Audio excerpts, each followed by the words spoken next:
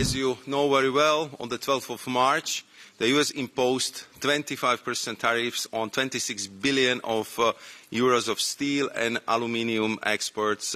These tariffs are harming European companies, workers and citizens. As a result, all the EU countermeasures that were announced on the 12th of March would, in that case, take effect in mid-April.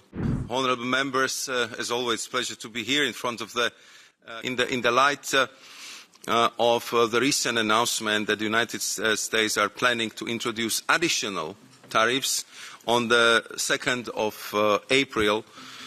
We are now considering to align the timing of the two sets of EU countermeasures so we can consult with the Member States on both lists simultaneously. And this would also give us extra time for negotiations with our American partners to try to find a mutually agreeable solution, which clearly would be preference for us. As a result, all the EU countermeasures that were announced on the 12th of March would, in that case, take effect in mid-April. This approach would allow us to deliver a firm, proportionate, at the same time robust and well-calibrated response to US measures, while at the same time I could continue with the mission to which I was entrusted by the President von der Leyen to continue talks with my American counterparts, trying to find the solution with them. Debate on the trade issue, but this just really reflects the dynamic, I would say also unpredictability. And as you know very well, on the 12th of March, the US imposed 25% tariffs on 26 billion of euros of steel and aluminium exports from Europe. Just to put it into the perspective, this is approximately 5% of total EU exports to the United States of America. On top of it, more EU products might be subject to tariffs in the coming days. And I want to be clear that these are unjustified tariffs.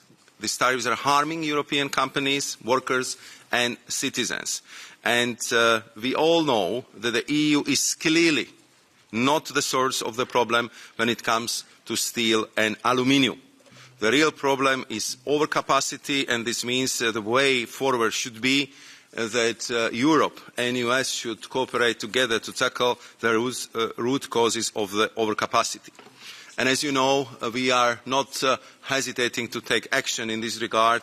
And you, I'm sure, noticed that yesterday we adopted the new Steel and Metal Action Plan, where the trade policy plays a very instrumental role.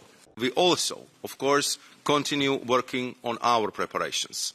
On the 2nd of April, we will need to assess the action taken by the US and keep a flexible approach so as to calibrate our response accordingly.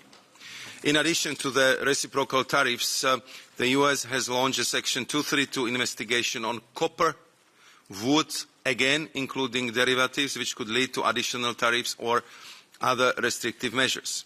We have also been informed that the US is considering measures under Section 301 on shipbuilding that could have also negative effects for EU maritime transport firms.